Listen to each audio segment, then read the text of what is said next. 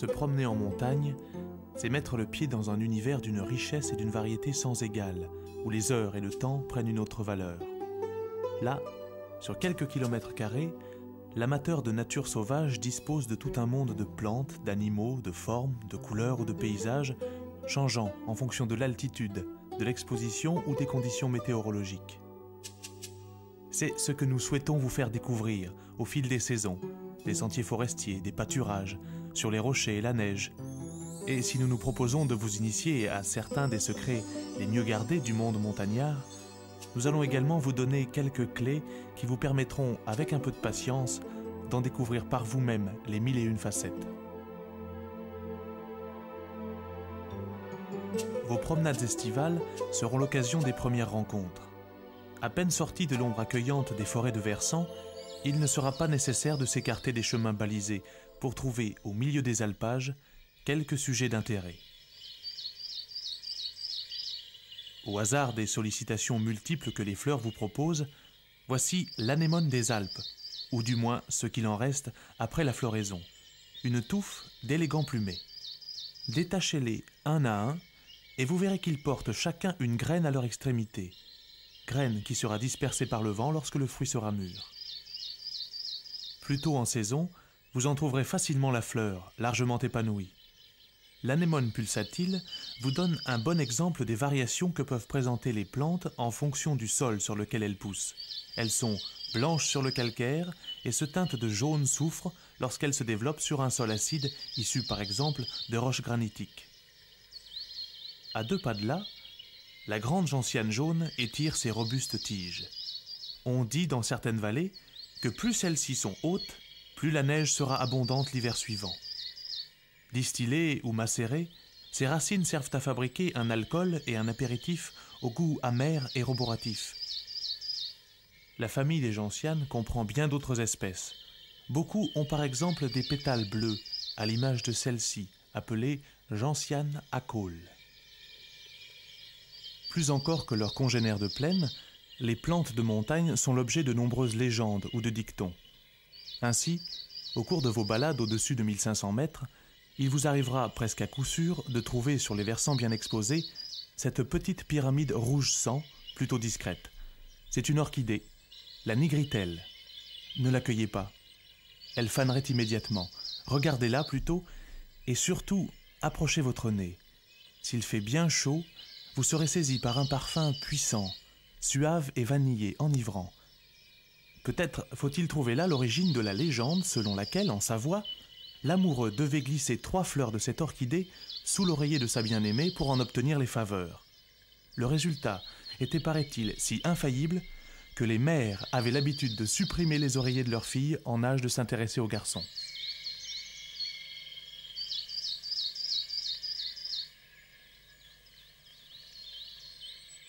Les promenades de fin juin et de juillet seront également l'occasion de découvrir le lys des Alpes, avec lequel les montagnards du Valais, en Suisse, ornent les autels des chapelles en l'honneur de la Vierge. Un peu plus loin, voici les fleurs jaunes de l'arnica. Une fois macérées dans l'alcool, elles fournissaient, il y a peu de temps encore, à l'industrie pharmaceutique, une teinture à l'usage domestique très répandue. Quant au rhododendron, qui, mieux qu'eux, peut symboliser avec autant de force la flore de montagne et son exubérance de couleurs explosives.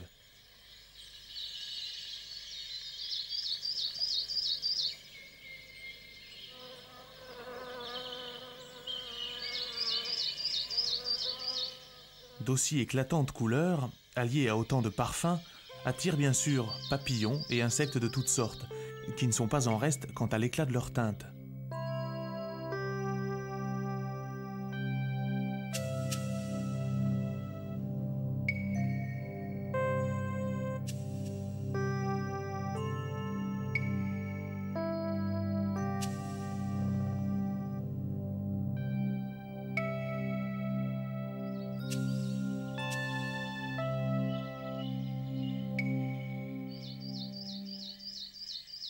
Vos balades dans les alpages vous donneront également l'occasion de croiser la route, parfois sans le savoir, d'animaux un peu moins sympathiques que les papillons. Ce sont les serpents, et singulièrement les vipères aspics, que l'on trouve dans les Alpes à des altitudes remarquables, et parfois au-dessus de 2500 mètres, sur les versants bien exposés et un peu humides. Malgré les apparences, les vipères sont des animaux plutôt pacifiques, que l'on reconnaît aisément grâce à la pupille de leur œil, fendue verticalement comme celle des chats, et aux petites écailles qui recouvrent leur tête. En montagne, leur morsure accidentelle peut poser quelques problèmes, compte tenu de l'éloignement des centres de soins. Cependant, pour un individu en bonne santé et non allergique, il n'y a pas de danger mortel. Surtout si vous avez pris la précaution de vous munir d'une pompe à venin vendue dans toutes les pharmacies.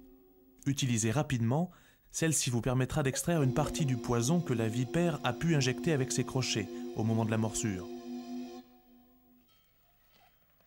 Mais l'alpage ne serait pas l'alpage sans la débonnaire présence de quelques vaches éparpillées sur les versants. Sans en avoir l'air, celle-ci joue un rôle considérable. En effet, en broutant en semi-liberté, les vaches empêchent l'expansion des espèces forestières envahissantes comme les épicéas et contribuent ainsi au maintien de paysages montagnards ouverts, si agréables à parcourir. Outre la variété des plantes et des fleurs qu'elles offrent, les pelouses alpines sont le milieu de vie privilégié des marmottes. Si vous le voulez, celles-ci vous donneront l'occasion de vous initier à l'approche, toujours délicate, des mammifères. Dans un premier temps, cherchez à découvrir des indices indiquant la présence certaine des marmottes sur les lieux. L'existence de terriers, largement et fraîchement creusés, en est un excellent. Revenez ensuite, quelque temps plus tard, par exemple le lendemain au petit matin, en prenant garde au vent qui risque de porter votre odeur. Quelques brins d'herbe sèche, lancés en l'air, vous donneront sa direction. Approchez ensuite le terrier en vous déplaçant dans le sens opposé à la brise, pour que votre parfum d'homme soit emporté loin du nez méfiant des marmottes que vous souhaitez observer. Lors de votre approche, vous devez vous mouvoir lentement, sans geste brusque, en vous dissimulant systématiquement derrière le relief du terrain, les bosses ou les rochers éboulés. Puis, arrivé à bonne distance, vous pouvez commencer à relever la tête doucement, toujours très doucement, jusqu'à ce que vos yeux ou vos jumelles affleurent au ras des pierres. Grâce à ces précautions simples, vous vous régalerez sans compter du spectacle que vous offriront les marmottes, ou plus tard d'autres espèces que vous approcherez de la même façon.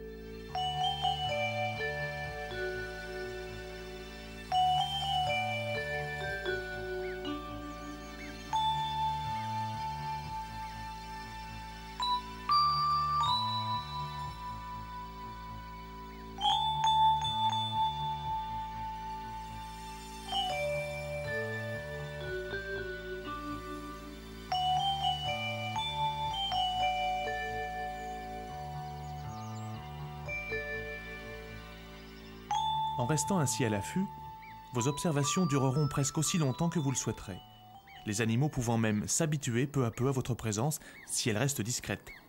À moins qu'une saute de vent intempestive ou l'arrivée brutale de l'aigle, prédateur ancestral des marmottes, ne vienne troubler pour quelque temps la tranquillité des lieux.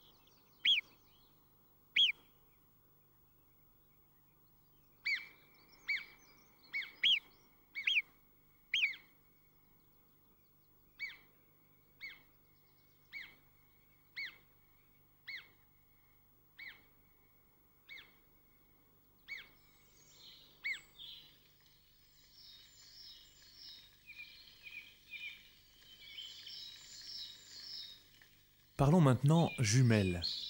Elles devront être vos compagnes fidèles tout au long de vos promenades. Choisissez un modèle léger et peu encombrant, que vous n'hésiterez pas à porter sur vous en permanence. Autre point, un grossissement de 8 ou 10 fois est largement suffisant. Il vous garantit une bonne luminosité en cas de faible lumière, par exemple le matin ou le soir, lorsque les animaux sortent, et vous donne également le plaisir d'une excellente stabilité d'image.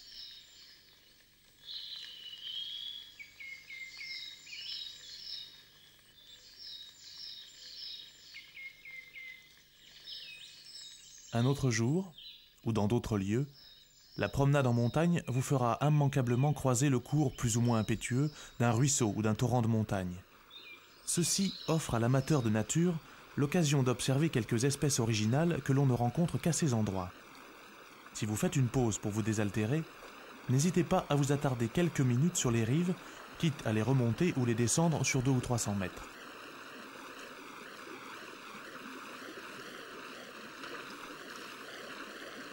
Là encore, un peu de discrétion, un regard attentif et l'utilisation systématique de vos jumelles peuvent vous apporter quelques satisfactions. En règle générale, vous ne devrez pas attendre très longtemps avant de vous retrouver nez à nez avec un oiseau plutôt original, le cincle plongeur ou merle d'eau.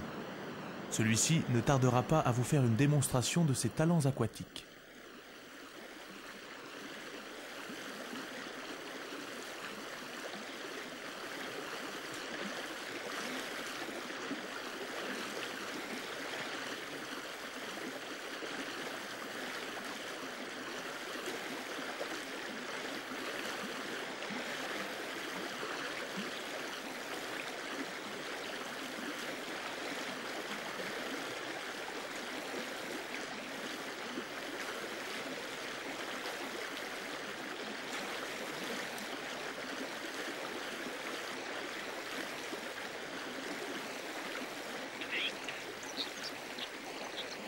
Bien entendu, cette manie de la plongée n'est pas gratuite, puisque c'est pour lui le moyen de se nourrir.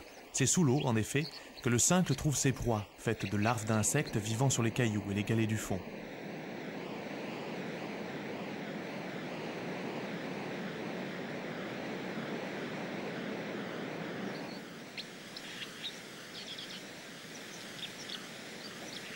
Avec un peu de chance, peut-être rencontrerez-vous également la nichée complète de cet oiseau. Lorsque vous les verrez, les jeunes cincles ont en effet quitté le nid depuis quelque temps déjà et commencent à explorer les rives du torrent. Comme leurs parents, ils sont complètement insensibles à l'eau et à l'humidité ambiante et passent leur temps à quémander de la nourriture.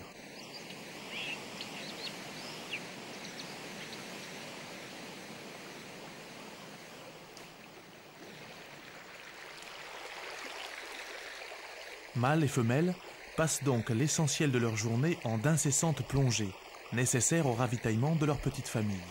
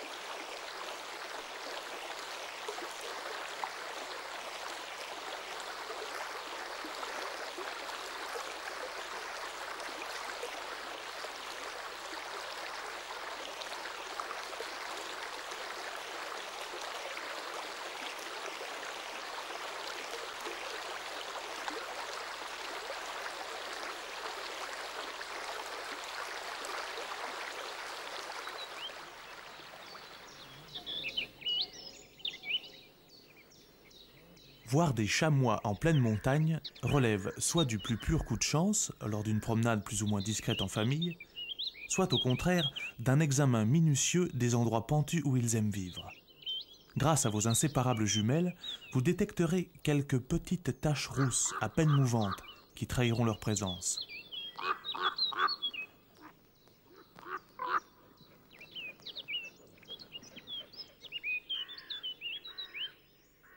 Mais si vous ne vous contentez pas de cela et que vous souhaitez les approcher, un peu de technique sera nécessaire. Premier conseil, Après vous être mis à bon vent, comme pour les marmottes, approchez les chamois, si possible par le haut, en utilisant là encore les caches que vous offre le terrain. Deuxièmement, arrivé à une distance convenable, ne cherchez plus à approcher, mais au contraire, attendez. Avec un peu de chance, vous aurez peut-être la surprise de voir l'un d'entre eux venir par hasard dans votre direction. Dans ce cas, ne cherchez pas à vous cacher à tout prix, au risque de faire un geste de trop. Au contraire, accroupissez-vous lentement et restez totalement immobile. Les grands herbivores sont en effet myopes, et s'ils discernent parfaitement un mouvement, en revanche, ils ne vous distingueront pas d'un banal rocher. Leur odorat est par contre très développé et l'odeur de l'homme les met en fuite à de grandes distances.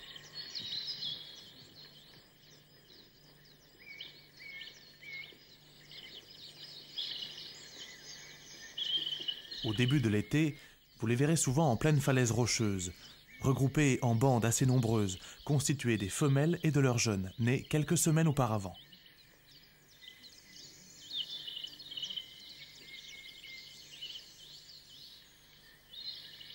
Les vires herbeuses, suspendues au-dessus du vide et inaccessibles, les cavités sous les rochers, leur donnent à la fois de quoi se nourrir et s'abriter, loin des prédateurs de poils ou de plumes.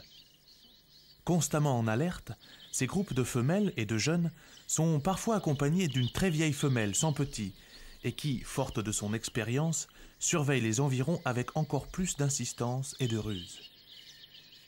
Au moindre doute, elle n'hésite pas à s'approcher du danger qu'elle a pressenti pour se faire une opinion définitive, puis donne immédiatement l'alerte au reste de la troupe qui prend tout de suite la fuite.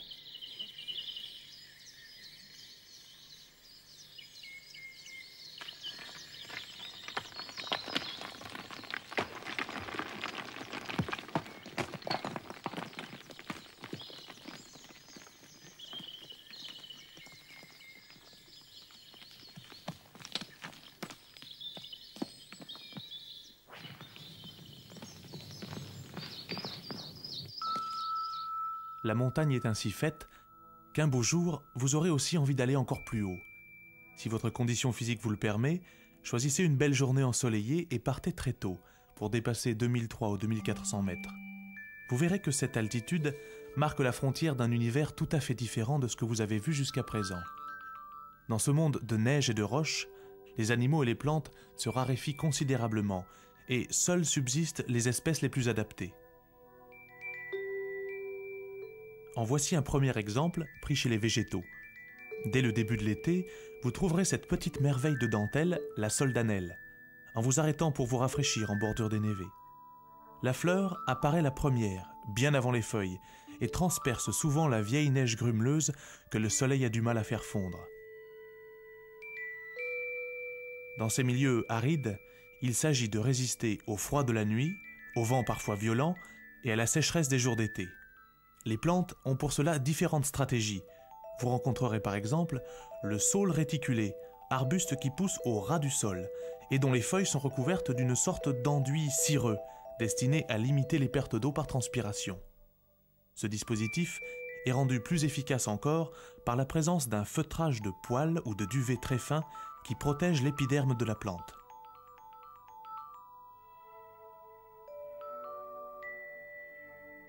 C'est ce même dispositif qui donne à l'Edelweiss, que vous aurez peut-être la chance de rencontrer, son aspect duveteux si caractéristique.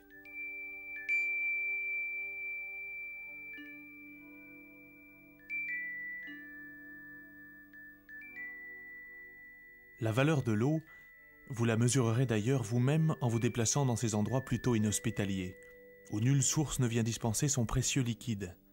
Alors, comme vous emportez des réserves dans votre gourde, certaines espèces emmagasinent dans leurs feuilles l'eau dont elles ont besoin. Les plantes grasses, comme la joubarbe, sont des spécialistes de la chose. Pour s'en rendre compte, une simple petite manipulation suffit.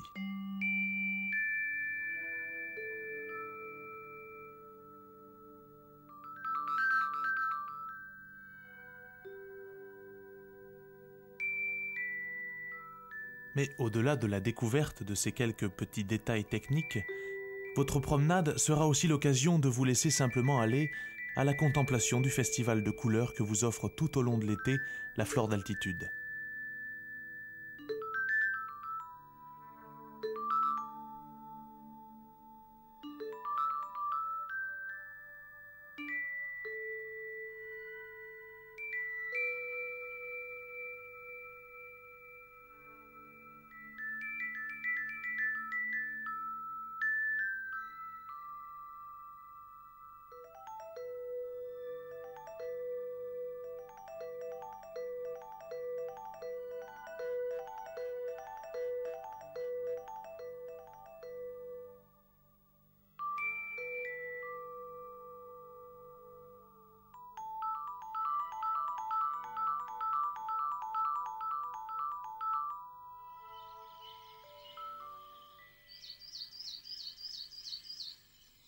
Avec septembre et octobre, les premières gelées sérieuses changeront rapidement les couleurs de la montagne. Comme assagie, celle-ci se part alors d'un calme et d'une sérénité sans égale. Si vous le pouvez, ne serait-ce que le temps d'un seul week-end, choisissez une belle journée et revenez sur les lieux de vos promenades d'été pour y trouver d'autres ambiances, d'autres sensations.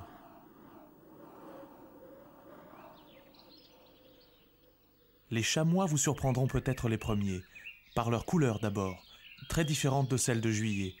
Ils ont mué et leur pelage d'hiver sombre, long et épais a remplacé leur tenue estivale. Ensuite, vous aurez le plaisir de constater qu'ils ont perdu une bonne partie de leur méfiance.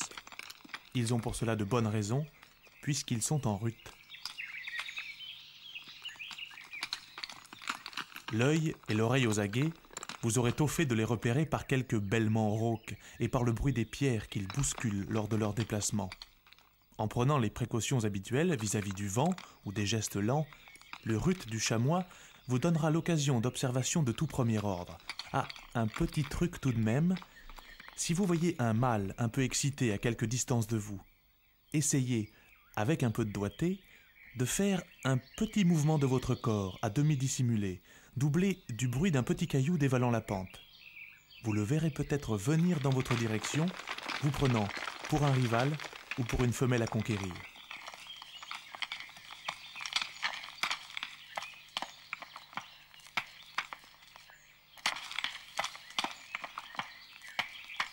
Car le bouc se livre à toutes sortes de manèges pour approcher et, si possible, intéresser les chèvres du secteur, qu'il surveille et garde jalousement. À partir de ce moment, il ne supporte aucun concurrent dans les parages, et si un imprudent fait mine de s'intéresser à son petit harem, il est rapidement pourchassé et mis en fuite.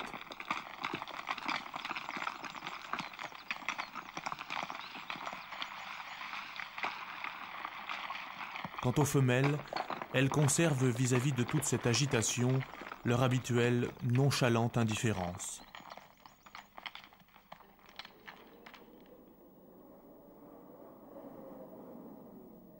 Les chamois ont à peine fini de faire résonner les pierres aiguës des éboulis rocheux que les premières chutes de neige sérieuses, annonciatrices de l'arrivée de l'hiver, commencent à envelopper le paysage. C'est probablement à cette époque que les excursions en montagne donnent les sensations les plus fortes. Essayez une fois, en vous faisant peut-être accompagner d'un connaisseur si vous n'êtes pas assez sûr de vous. De même, soyez parfaitement équipés, car à cette époque, les conditions peuvent très vite devenir difficiles. Dans ces lieux, devenus inhospitaliers, peu d'animaux parviennent à passer outre les rigueurs de l'hiver. Et là encore, ce sont les indices, ici des empreintes, qui vont vous permettre de les découvrir.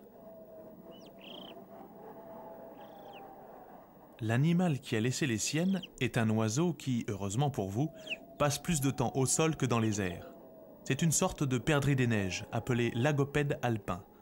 En remontant sa piste, vous approcherez peu à peu de lui, mais là encore, arrivé à proximité supposée de l'animal, la discrétion est de règle et l'usage des jumelles indispensable, même à travers le brouillard, car vous avez affaire à un maître dans l'art du camouflage.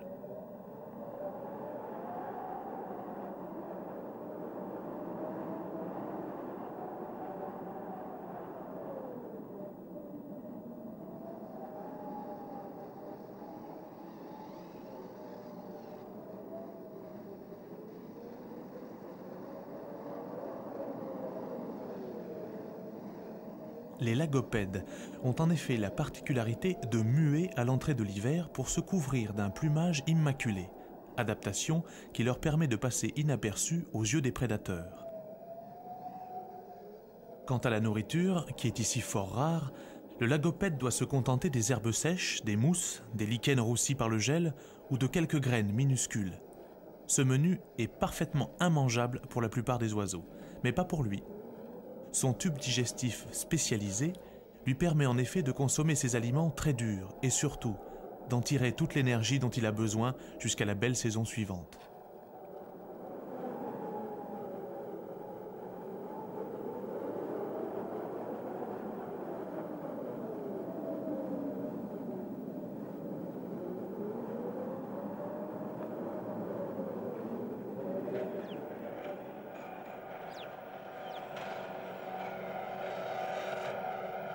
La haute montagne, malgré l'apparence d'un désert de rochers, de neige et de glace, abrite également en hiver d'autres espèces d'oiseaux. Si vous êtes un adepte du ski alpin, prenez le temps, à l'arrivée des télécabines ou téléphériques d'altitude, d'observer les parois rocheuses à proximité des pistes. Vous y découvrirez les plus fantastiques utilisateurs de courants aériens qui soient, ce sont les chocards.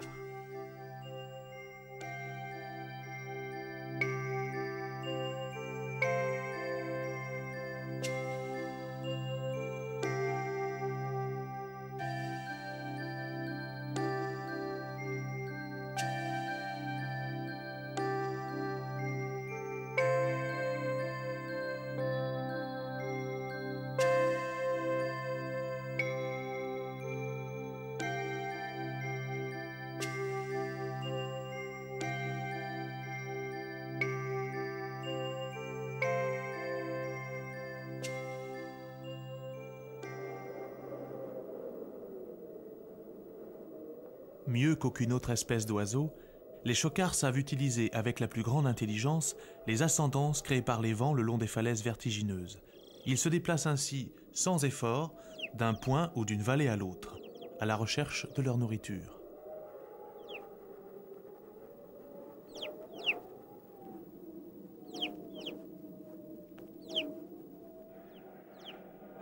Les chocards ont également très vite compris les avantages qu'ils pouvaient tirer des stations de ski. Ils sont maintenant devenus familiers des terrasses des restaurants d'altitude et vous les verrez souvent venir chaparder les restes des repas tombés à terre.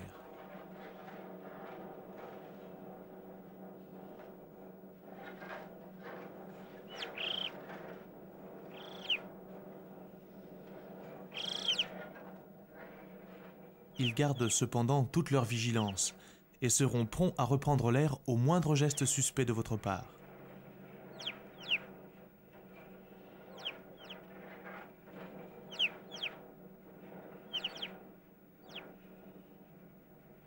Après des mois de froid, de neige et de glace, il faudra des jours et des jours de grandes pluies tièdes et de soleil pour que les premières plaques de terre apparaissent au printemps. C'est le moment où les marmottes sortant d'hibernation commencent à mettre le nez hors de leur terrier.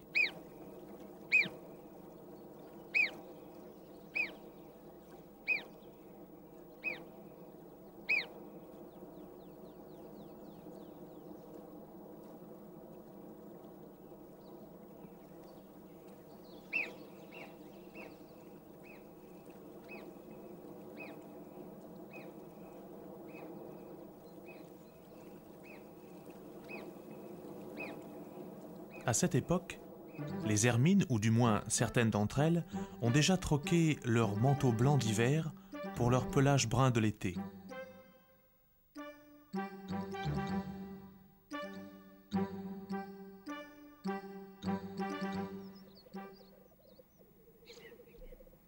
Essayez aussi la montagne fin avril ou début mai.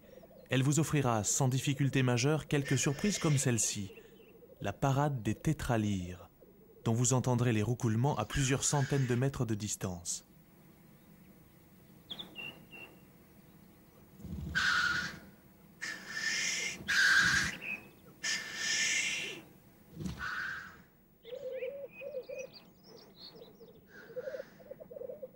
Là encore, l'utilisation des jumelles vous permettra de localiser sans difficulté ces oiseaux qui chantent à découvert. Par contre, leur approche n'est pas sans poser quelques problèmes. Les tétralyres, comme les grands tétras que nous verrons un peu plus tard, sont très sensibles aux dérangements, surtout en période de reproduction. Il convient donc de s'entourer de précautions draconiennes pour pénétrer dans leur intimité. Seule la compagnie d'un ornithologue confirmé pourra dans ce cas vous éviter les erreurs susceptibles de nuire à ces oiseaux.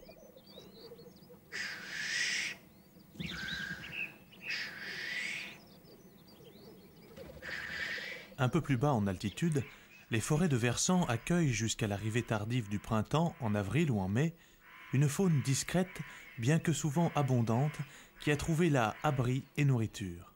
À cette époque, bien peu de monde s'aventure dans ces lieux, et si vous êtes amateur de solitude et de nature tranquille, vous allez pouvoir satisfaire votre passion. La neige de printemps sera alors votre allié. En effet, si les chutes peuvent être abondantes, elles ne durent guère, et surtout, dès que le soleil revient, les animaux reprennent leur activité. Ils vous laissent sur le sol enneigé toutes sortes d'indications, témoins de leur passage. C'est le moment d'en profiter pour apprendre à interpréter ces signes.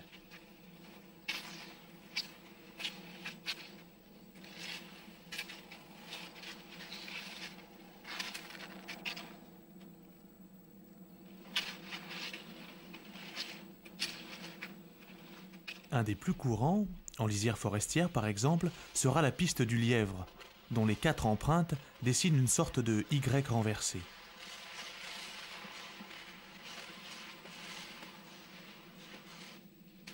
Vous pourrez également la retrouver en pleine forêt, où ces animaux trouvent souvent refuge en altitude. N'hésitez pas à vous y aventurer, car c'est peut-être là que les traces et les indices sont les plus abondants.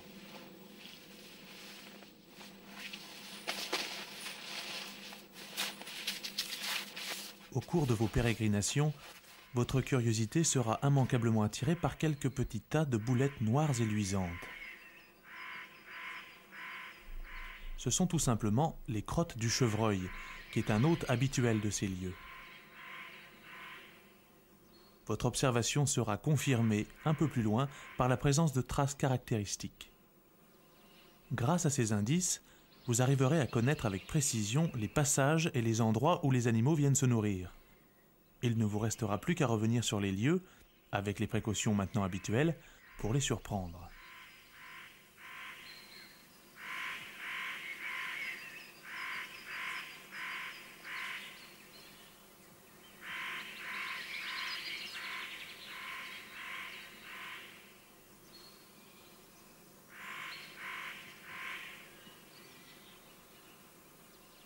Les chevreuils sont de perpétuels inquiets, toujours sur le qui-vive, attentifs au moindre bruit, au moindre mouvement anormal dans leur paysage.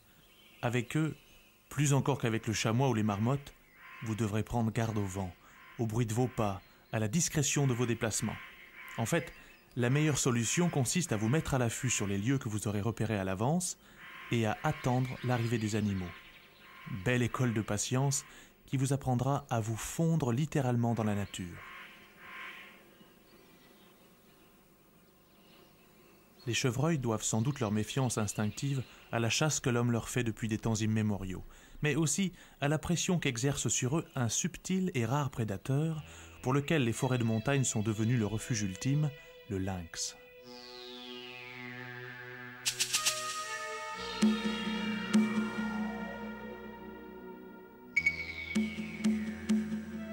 Celui-là par contre, sauf hasard extraordinaire, vous n'aurez aucune chance de le rencontrer.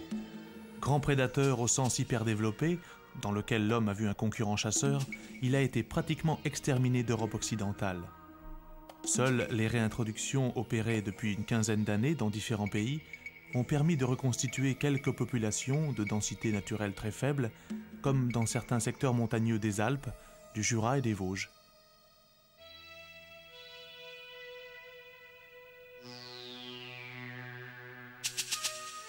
Le lynx est un animal parfaitement pacifique vis-à-vis de l'homme, qui se contente simplement de jouer son rôle de prédateur dans les milieux qu'il fréquente. Encore celui-ci n'a-t-il pas la portée qu'on a bien voulu lui donner, si bien qu'à la question de savoir à quoi sert le lynx dans la nature, faut-il peut-être répondre, en reprenant un mot d'auteur, à rien, comme Mozart, si ce n'est au plaisir parfaitement intellectuel d'imaginer sa silhouette souple et puissante parcourir la montagne.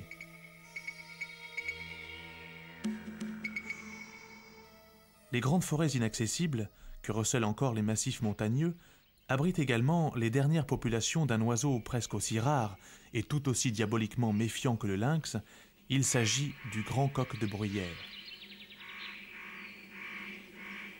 La recherche de ces traces sur la neige de printemps sera la première étape d'une longue quête, qui seule vous permettra de le rencontrer. Ces empreintes sont très grandes, de l'ordre de 10 ou 11 cm de long sur 8 ou 9 cm de large, et donnent une idée de la taille imposante de l'animal.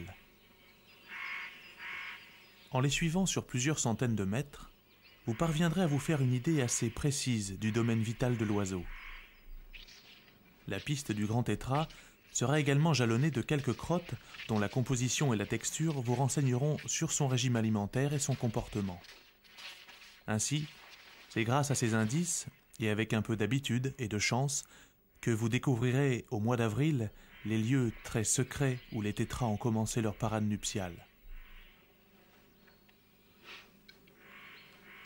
Celle-ci se déroule presque immuablement dans le même secteur forestier, où 5 ou 6 mâles se retrouvent et entament leur curieuse cérémonie, de la toute première lueur de l'aube jusqu'au milieu de la matinée.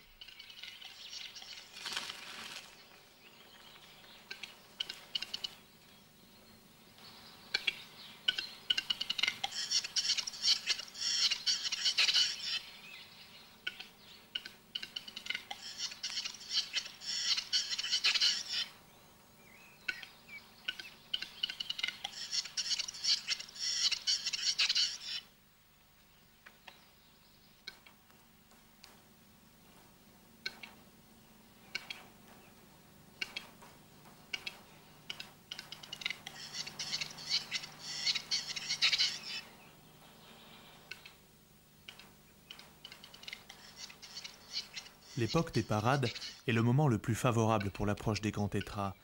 Mais là encore, vous devrez faire preuve d'une extrême prudence, car le moindre dérangement peut provoquer l'abandon de la place de chant et compromettre gravement la reproduction de ces oiseaux farouches entre tous. Le prix à payer, si vous voulez les observer correctement, sera de vous installer à l'affût, à proximité de la place de chant, la veille au soir, et d'attendre patiemment l'arrivée des tétras qui commenceront leur ronde dans la deuxième moitié de la nuit.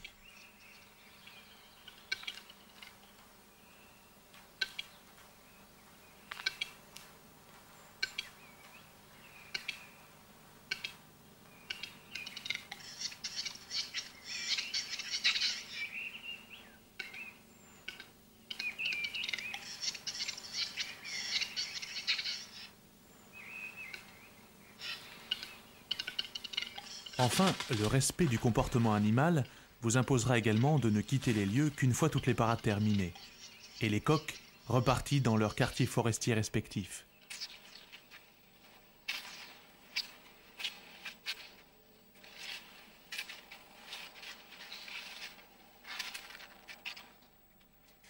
S'il vous reste un peu d'énergie, après une nuit passée à la Belle Étoile en compagnie des grands tétras, et pour terminer votre apprentissage de traqueur d'animaux sauvages, voici la piste de l'écureuil. 4 petites empreintes délimitant un trapèze régulier qui, si vous les suivez, vous conduiront immanquablement au pied d'un arbre, en général un sapin ou un épicéa. La présence des écureuils dans le secteur vous sera d'autre part confirmée par les restes de repas que ceux-ci laissent au sol. Des multitudes d'écailles de cônes de résineux dont ils ont croqué les graines.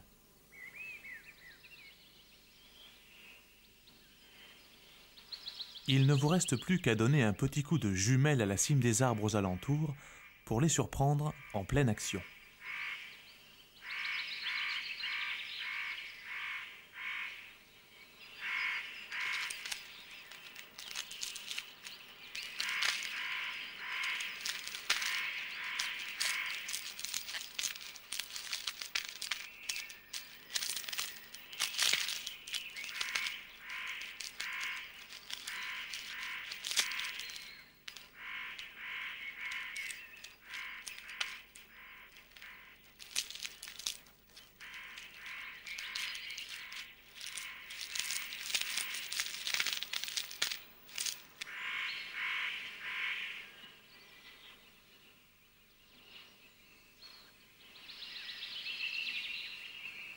L'hiver vient à peine de tourner les talons que les sous-bois mixtes de hêtres et d'épicéas résonnent du travail incessant des pics, qui creusent leur nid dans les troncs d'arbres.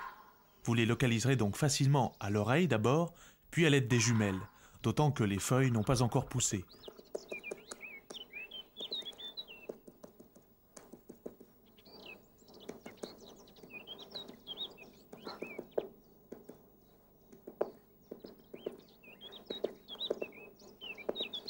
Le nid des pics est une cavité creusée dans le bois, dans laquelle l'oiseau accède par un trou rond ou ovale. Les petits naissent dans cette prison et ont une particularité intéressante qui facilite grandement leur découverte. Ils se manifestent régulièrement en poussant des cris, des chuintements, audibles à plusieurs mètres de distance. Ajoutez à cela que les pics sont des animaux relativement peu craintifs et vous aurez toutes les chances, en vous installant tranquillement au pied d'un arbre voisin, de voir les parents nourrir leur progéniture.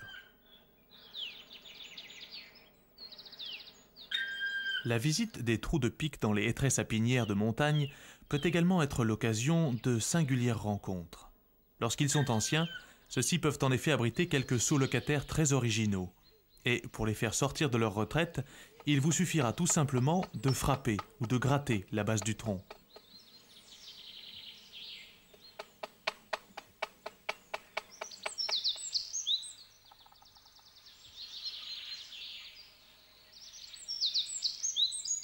Sous des airs de vieille concierge courroucée, voici la chouette de Tengmalm.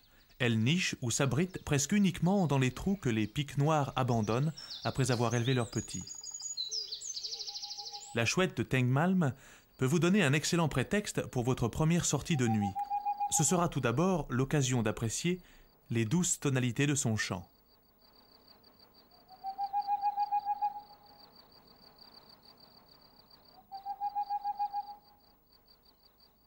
Ensuite, vous découvrirez qu'elle n'est pas seule dans son trou et qu'elle doit assurer la subsistance de 3 ou 4 poussins qui, fait exceptionnel chez les chouettes, ont un duvet non pas blanc, mais d'un beau brun chocolat.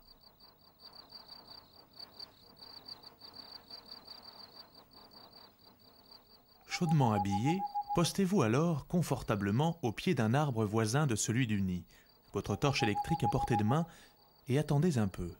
Mais restez aux aguets, et dès que vous entendrez à nouveau le chant de la Tengmalm, allumez votre lampe. Vous surprendrez la femelle en train d'apporter une proie, mulot ou campagnol à ses petits.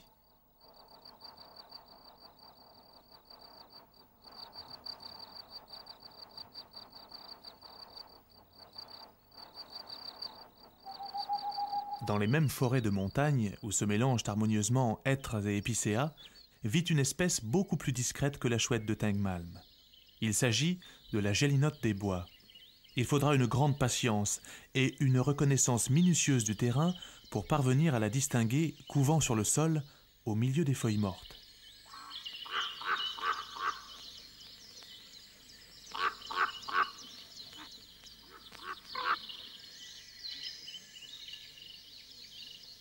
Pour elle, la couleur du plumage et l'immobilité sont les meilleures armes pour déjouer les prédateurs. Et bien souvent, au cours de vos promenades, vous passerez à proximité d'elle sans le savoir.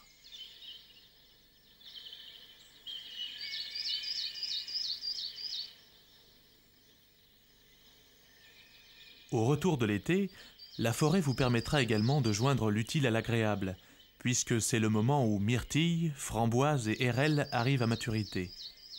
Profitez-en bien sûr, tout en vous limitant aux fruits que vous connaissez bien. Les baies de certaines plantes sont en effet toxiques ou même très dangereuses, comme celles du muguet, de l'arôme ou de la belladone.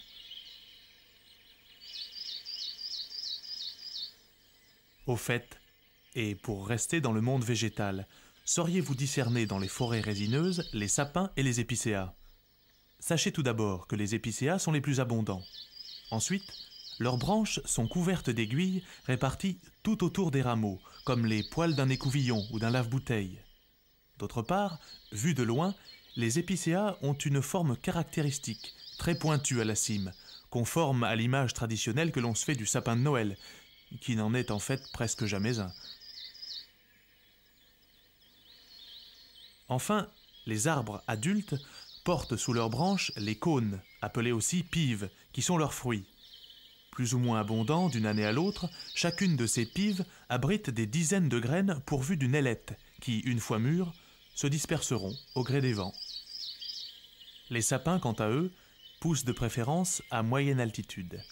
Hormis par leurs troncs de couleur claire ou argentée, vous les reconnaîtrez aisément à leurs cimes arrondies, qui, lorsque les arbres atteignent leur apogée, s'aplatissent complètement et forment la table, selon l'expression utilisée dans les montagnes jurassiennes. En examinant leurs branches d'un peu plus près, vous constaterez que les aiguilles des sapins sont disposées dans le même plan, de part et d'autre du rameau, un peu à la manière des dents d'un peigne. Enfin, ultime détail qui lèvera vos derniers doutes, chacune des aiguilles du sapin porte à sa face inférieure 2 bandes blanches qui donnent la couleur vert argenté au feuillage lorsque vous retournez les branches.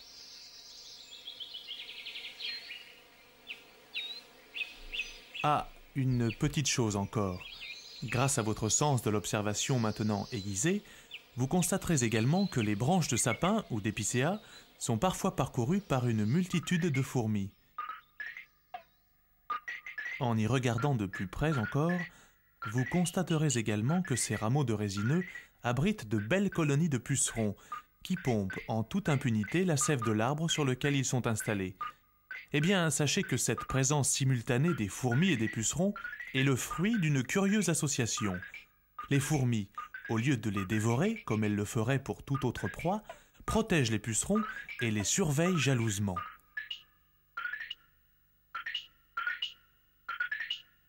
Le geste n'est évidemment pas gratuit.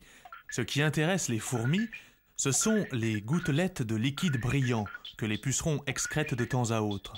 Cette substance, appelée miella, est très riche en sucre et autres éléments nutritifs, dont les fourmis raffolent et se gavent littéralement. Elles ne sont pas les seules d'ailleurs, car les abeilles viennent également exploiter le sucre des pucerons. Elles en font un miel de montagne rare et réputé que les apiculteurs vendent sous le nom de miel de sapin. Appellation impropre évidemment, mais nettement plus présentable que celle de miel d'excréments de pucerons.